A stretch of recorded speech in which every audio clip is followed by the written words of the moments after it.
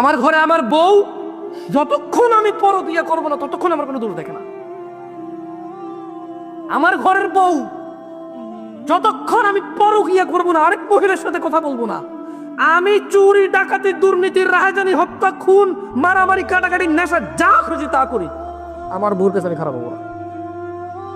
যখনই আমি কোনো মহিলার সাথে কথা বলবো, বাবার বাড়িতে বলবো যে আমনগো জামাই তো শেখ, ওটা জানো আর আবার ধোকা দিছি, মানুষই দেয় আরো কত কি বলবে তখন। আস্তাগফিরুল্লাহ আযীম। সরি, আমি জানো আর বলিনি, মানে ওইভাবে বলে, ও আরো খারাপ কথা বলে, আমি ওটা বলিনি।